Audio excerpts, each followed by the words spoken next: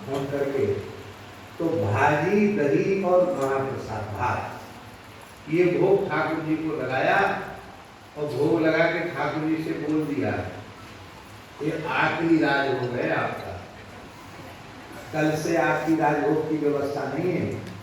गौ माता है हमारे पास, तो जमुनापल्ली पार मानसरोवर पे गैया चढ़ाएंगे, सवेरे भी आपको दही का भोग लगा देंगे, मठा का भोग लगा देंगे, लौट के आएंगे तो रात को दूध का भोग लगा देंगे। आप भी दूध पी के चट मस्त रहो और हम भी दूध पी के भजन करेंगे। साधु संत आएंगे, उनसे भी कहेंगे भैया जो दूध है दही है छाछ है से गुजारा करो, हमारे पास व्यवस्था है। आपको राजभोग आरोग ना हो तो देखो हम तो याचना करेंगे नहीं किसी से, आपको राजभोग रोज आरोगना है प्रेम से, आप अपनी व्यवस्था कर लो।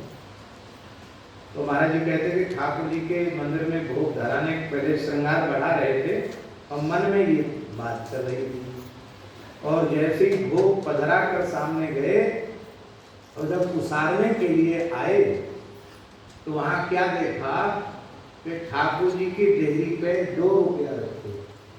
कितने रुपया? 2 रुपया।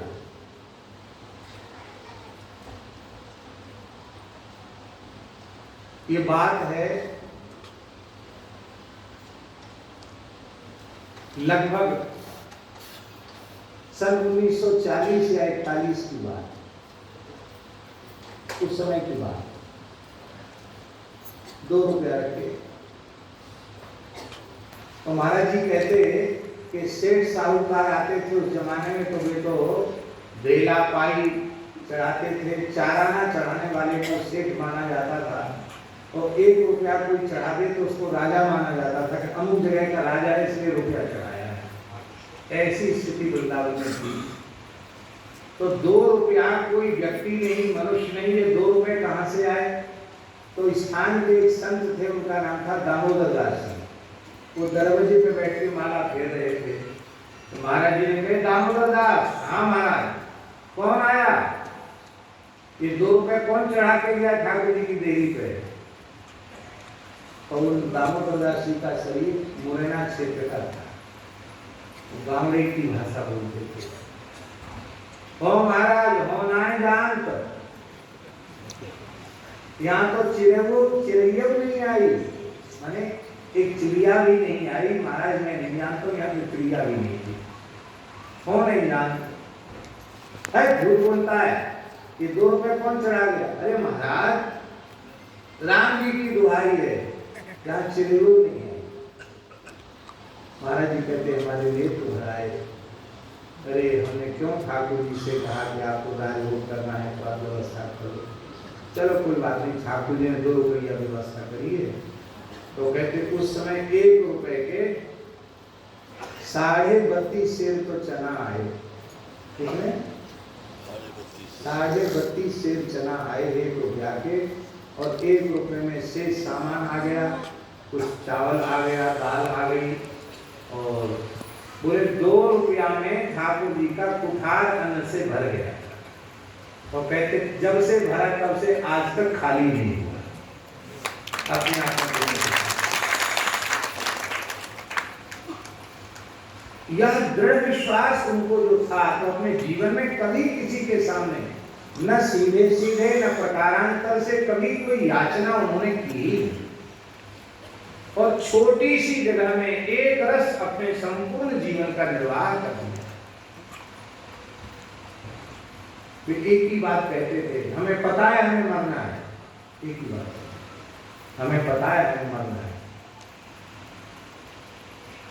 कलकत्ता के लोगों ने कहा, पहाड़ी बाबा, प्रथम पहाड़ी बाबा का कलकत्ता में बहुत प्रभाव था, तो कलकत्ता के लोगों ने कहा कि यहाँ बड़ी भूमि करके स्थान बना देते हैं। महाराज जी फिर हम कलकत्ता नहीं आएंगे। क्यों? पूरे वृंदावन में शरीर है और चिंतन कलकत्ता का बने, यह नहीं चाहते। हमारा तन प्राण चिंतन सब वृंदावन में है, वृंदावन के बाहर का चिंतन नहीं करना चाहते। वृंदावन के बाहर स्थान होगा तो वहां का चिंतन बनेगा, और मरते समय चिंतन हो गया तो इसलिए हमारे गुरुजी ने जितनी जगह दी भजन किया, हमारे दादा गुरुजी ने जितनी जगह में भजन किया, उतनी जगह ही मेरे लिए पर्याप्त है। हमको बिल्कुल विस्तार नहीं करना है।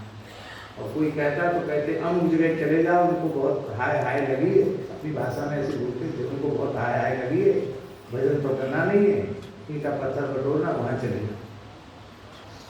मेरे पास इस बात पर वे दृढ़ थे कि मरणांतम च जीवितम, जीवन का अंतिम परिणाम मृत्यु है। यह जो है सिद्धांत है। इसलिए श्री वसुदेव जी महाराज यह बात कह रहे हैं।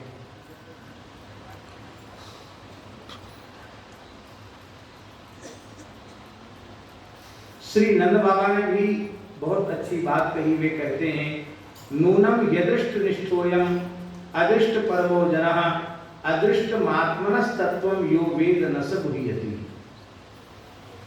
हे वसुदेव जी महाराज, निश्चित ही यह मनुष्य, यह जीव अदृष्ट के सर्वथा अधीन है। अदृष्ट कहते हैं प्रारब्ध को। संचित से ही प्रारब्ध का निर्माण होता है और उसे अदृष्ट कहा जाता है। तो यह जीव प्रारब्ध कर्म के सर्वथा अधीन है। इस सिद्धांत को जो अच्छी प्रकार से जानता है वह कभी मोहित होता नहीं है, क्योंकि हमारे जीवन में जो कुछ अच्छा बुरा घटित हो रहा है यह हमारे प्रारब्ध का ही परिणाम है और प्रारब्ध का भोग से ही क्षय होता है। आगे ब्रह्मा जी की स्तुति में इसी बात को कहा गया, तत्तेन कंपाम सुसमीक्षमाणो भुंजान एवात्मकृतम विपाकम, आत्मकृतम विपाकम इति मत्वा भुंजानम।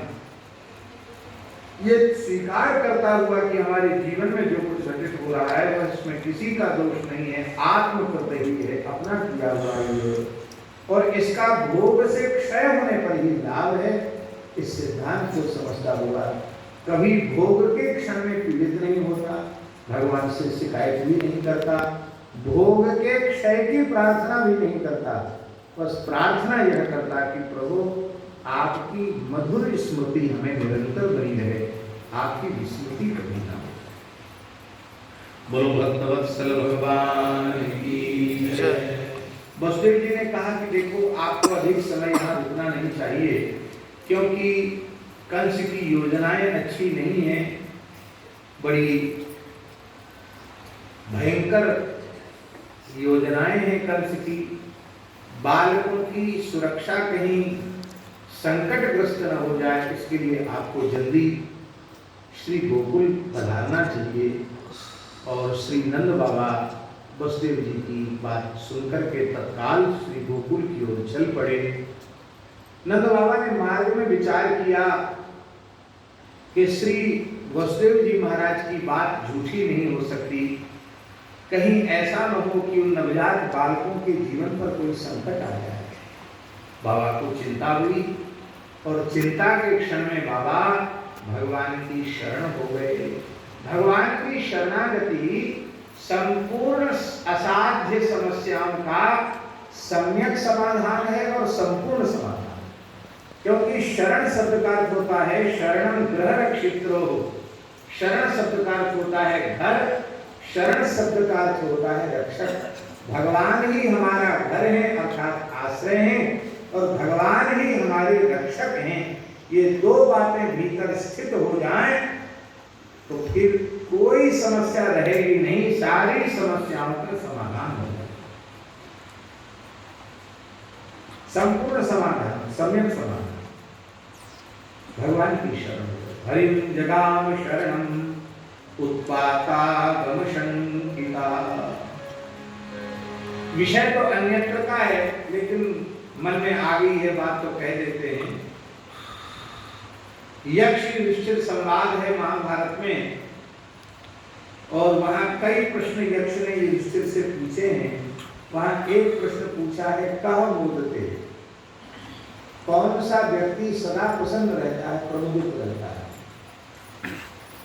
तो धर्मराज युधिष्ठिर ने उत्तर दिया है, पंचमे हनि षष्ठे वा शाकं पचति स्वे गृहे अनृणी अप्रवासी च सवारिचर मोदते। हे वारिचर यक्ष, वह व्यक्ति सदा प्रसन्न रह सकता है। कौन?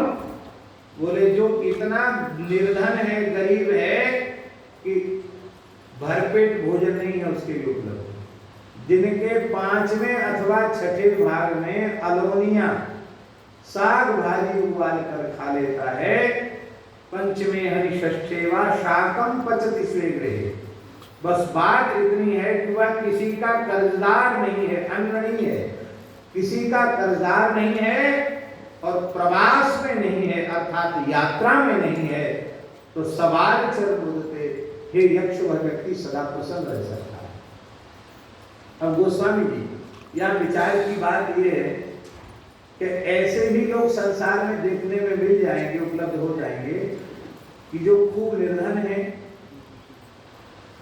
और जैसी स्थिति बताई है कि वह जैसे तैसे एक बार कुछ साग भाजी खा करके उधर पूर्ति कर लेते हैं, किसी के कर्जदार भी नहीं है और प्रवास में भी नहीं है, पर ऐसे लोग भी दुखी देखे जाते हैं। देखे जाते हैं कि नहीं? ऐसे लोग भी दुखी देखे जाते हैं। कई बार अपने दुख से कम दुखी पड़ोसी की सुख समृद्धि देखकर अधिक दुखी होते हैं। अरे देखो, एक हम हैं, हमारे साथ भगवान ने क्या किया, देखो हमको तो भर पेट रोटी नहीं मिल रही है खाने को, ये देखो बहुमंजिला इमारत बन गई है, कितना ठाट बाट है, कितनी शान है इनकी, कितना आनंद है, ये हम हैं तो हमको खाने के लाले पर है। तो दूसरों के दुख सुख को देखकर भी कई बार निर्धन व्यक्ति दुखी होता है। तब युधिष्ठिर के कहने का आशय सामान्य नहीं है। गुरुजी, हमारी समझ में यही आता है कि अनृणी अप्रवासी जो दो शब्द युधिष्ठिर ने कहे हैं, वे शरणागत भक्त के लिए ही कहे। माने शरणागत भक्त ही आनंदित रहता है, क्योंकि शरणागत ही अनृणी है और शरणागत ही अप्रवासी है। एक आदर्श स्कंद में नवयोगेश्वर संवाद में क्या कह रहे हैं नवयोगेश्वर? देवर्षि भूतात्मनां पितॄणां न किंकरो नायवणी चराजन् सर्वात्मना यः शरणं शरण्यं गतो कुन्दं परिहृत्य कर्तव्यम्।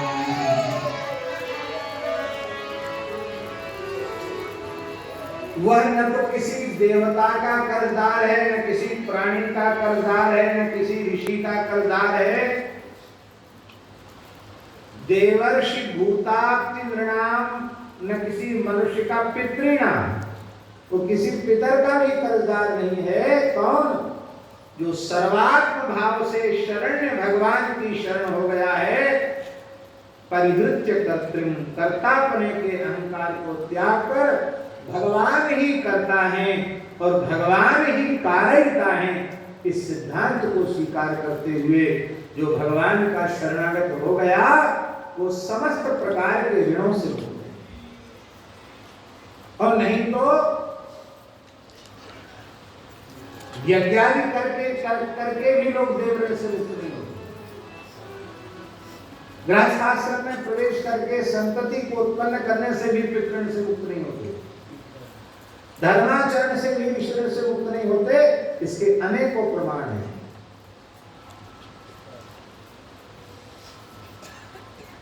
100 अश्वमेध यज्ञ करने वाला नहुस अजगर बन गया। उसके देवता पितर और ऋषि इनके अर्चन में कहीं कोई न्यूनता रही होगी? उसके धर्माचरण में 100 अश्वमेध यज्ञ करने वाला नहुस अजगर बन गया। भगवान के पूछने पर यह कहने वाला मृग कि वर्षा की बूंदें गिनी जा सकती हैं, धरती के रजकण गिने जा सकते हैं, आकाश के तारे गिने जा सकते हैं, पर मैंने जितनी गायों का दान किया है वो उनकी गणना संभव नहीं। यावत्यस्य कृता भूमे यावत्यो दिवितारकाः यावत्यो वर्षधाराश्च तावतीम अददास गाय उतरी गाय मैंने दी है। फिर तो गिरगिट कैसे बन गए? इसी को संत मरुदास जी ने अपनी वाणी में कहा, साधो भाई अपनी करनी ना, आप ठाकुर जी का आश्रय नहीं लेंगे, केवल अपनी करनी का आश्रय लेंगे तो नीचे गिरेंगे। ठाकुर जी के आश्रय का ही नाम है शरणागति। साधो भाई अपनी करनी ना, जे करनी का करे भरोसा, जे करनी का भगवान का भरोसा नहीं करते, कर्म का भरोसा करते। जे करनी का करे भरोसा, ते जम के घर जाही, साधो भाई अपनी करनी। इसलिए ठाकुर जी का आश्रय, भगवान का आश्रय। उदाहरण दिए, लक्ष्य गऊ दे अन्न खात थे, राजा मृग से प्यारे, पुण्य कर चोर जमा गवाई, ले गिरगिट करियारे। गौतम नारी बड़ी पतिव्रता, बहुत कीने दाना, करनी कर वैकुंठ न पैठी, काहे भई पछाना, साधो भाई अपनी करनी। इसका आशय यह नहीं है कि शास्त्रीय जो परंपरा है, विधा है, देवऋण पितृऋण आदि से मुक्त होने की, उस शास्त्रीय व्यवस्था का आदर नहीं करना चाहिए, इसका अर्थ नहीं है। शास्त्रीय व्यवस्था का समादर करते हुए भी इस कर्म पर भरोसा नहीं रखना चाहिए। ठाकुर जी श्री जी के शरणागति भाव पर भरोसा रखना। अब व्यास जी कह रहे हैं, काहू केवल भजन को काहू के आचार, व्यास भरोसे कुंवरी के सोवत पांव पसार। अब हरिराम व्यास जी के जीवन दर्शन को देखो तो क्या वो पांव पसार के सोते रहते थे? निरंतर क्रियाशील हैं।